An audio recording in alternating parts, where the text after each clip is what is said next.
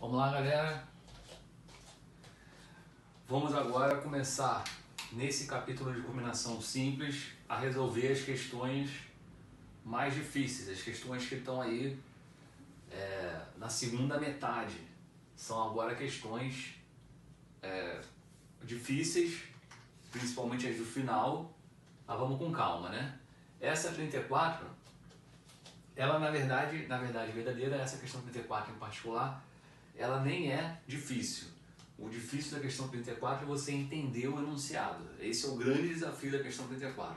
Entender a definição de partição, que é a definição dada no enunciado. Se você conseguir entender a definição, ou se você na hora da prova já sabe, já vai para a prova sabendo a definição, fica bem simples.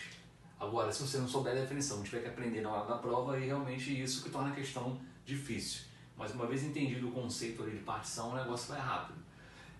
Inclusive, é um conceito, esse conceito que ele deu nesse enunciado é um conceito bom para você saber mesmo de verdade, porque isso é um negócio muito importante na ciência, na análise combinatória, na improbabilidade. Então, é uma coisa boa de ser cobrada. Isso aí, como toda boa questão do ITA, é uma questão que tem um enunciado bem matemático, bem formal, a definição das coisas, a nomenclatura das coisas é bem formal mesmo, bem matemático. Então, vamos lá, ó. Ele começa definindo um negócio que a gente chama de partição, que ele começa assim, ó. F é igual. Aí tem isso aqui, é um conjunto. Aí os elementos do conjunto F são aqui os caras A1, A2, A3, AM. Aí ele diz que esse conjunto aqui, que é o F, está contido em parte de A. Pronto. Isso aí já é uma forma bem matemática de escrever um negócio que em português, se ele tivesse escrito de forma literal, teria sido até mais simples. Na hora que ele diz que esse conjunto aqui está contido em partes de A, lembra que P de A é o que a gente chama de parte de A. Então, se esse negócio está contido em parte de A, a primeira coisa que eu tenho aqui importante é a seguinte: o F é um subconjunto do conjunto das partes, porque isso aqui está contido no conjunto das partes. Logo, isso quer dizer que esses elementos A1, A2, A3, AM são subconjuntos de A. Porque o que é o conjunto das partes? É o conjunto que tem todos os subconjuntos de um conjunto A. Se isso aqui está contido no conjunto das partes, isso quer dizer que esses elementos aqui são elementos do parte de A, mas não todos necessariamente, por isso que está dizendo que está contido, não dizendo que está igual. Logo, esses elementos aqui, ó, A1, A2, A3, AM, são subconjuntos de A, mas não todos. Então tem o seguinte, o F é formado por alguns dos subconjuntos de A. Isso tem que entender. Porque quando é que um conjunto está contido em outro conjunto? Um conjunto está contido em outro conjunto quando todos os elementos desse aqui são também elementos do outro. Então eu estou dizendo que isso aqui tem que ser um elemento de parte de A. O A2 tem que ser um elemento de parte de A. O A3 tem que ser um elemento de parte de A. Só que o que significa ser um elemento de parte de A? Significa ser um subconjunto de A. Porque o parte de A contém, os elementos do parte de A são todos os subconjuntos do mundo do conjunto A. Aqui eu tenho alguns. Então A1, A2, A3, AM são subconjuntos de A. Então a partição F aqui, ela é formada por alguns dos subconjuntos de A. Então a primeira coisa que está escrita aqui é isso. Só que ele escreveu de forma bem formal, bem matemática. E aí, para isso, né? Só que isso não é um subconjunto qualquer de parte A. Ele tem três propriedades aqui que ele tem que satisfazer para eu chamar de partição. Então a primeira coisa aqui é a interseção AI com a J tem que ser igual a vazio, quando o I é diferente de J. Ou seja, o que ele está dizendo? Esses A1, A2, A3, AM aí são todos disjuntos, 2 a 2. Se você fizer, o que tem de comum entre o A1 e o A2? Nada. O que tem de comum entre o A1 e o A3? Nada. O que tem de comum entre o A2 e o A3? Nada. Esses elementos, esses conjuntos que formam o conjunto F são todos disjuntos, 2 a 2.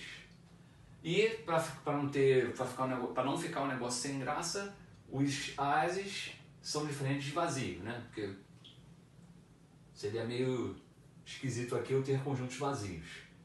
Então os ases não são vazios.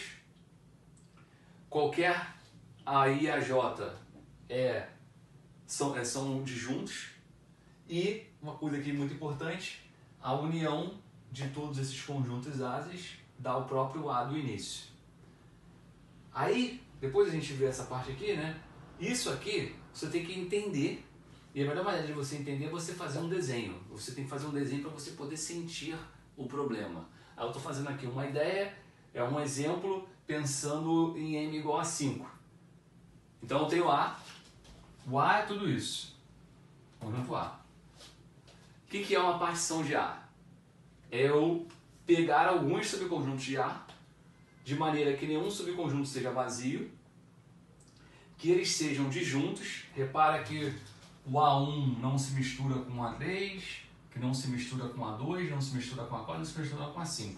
São todos disjuntos. E se eu fizer a união de todo mundo, eu vou ter o próprio A. É esse desenho. É quando você pega um conjunto e quebra esse conjunto em partes disjuntas, mas de maneira que a soma das partes, que seria a união das partes, formasse o conjunto todo. É esse desenho aqui. Isso aqui, esse conjunto formado pelos conjuntos A1, A2, A3, A4 e A5, então aqui eu tenho uma partição F, que seria formada pelo A1, A2, A3, A4 e A5.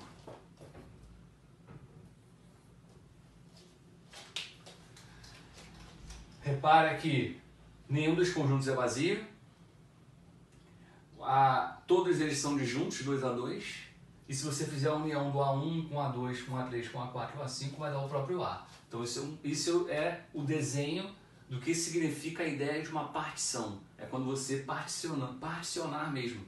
Eu quebro o conjunto A em pedaços disjuntos, e de forma que se eu unir os pedaços, se eu somar os pedaços, eu vou ter o todo novamente. Então isso é o conceito de partição.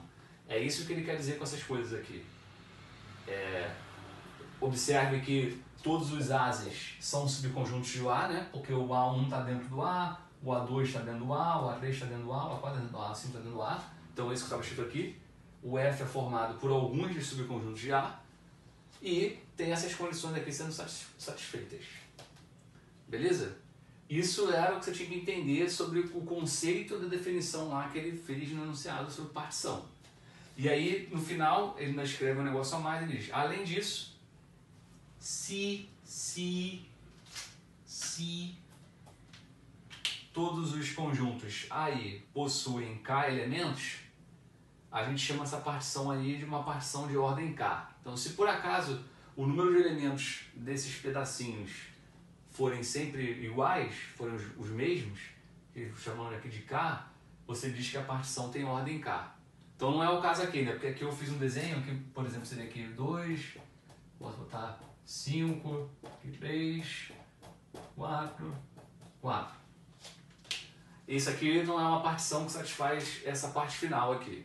Isso aqui é uma partição? Sim, mas não é uma partição de ordem K. Por quê? Porque isso aqui tem 2 elementos, isso aqui tem 3, isso aqui tem 4. Os números de elementos que ficaram em cada parte são diferentes. Se por acaso fossem iguais, vamos supor que todas as partes ali tivessem 5 elementos. Aí eu poderia dizer que isso aí seria uma partição de ordem 5. Beleza? Isso é a interpretação do enunciado da questão. Agora no próximo vídeo eu vou resolver a questão em si, só que você vai ver que uma vez sabendo o que significa a definição, você vai ver que resolver a questão é bem fácil.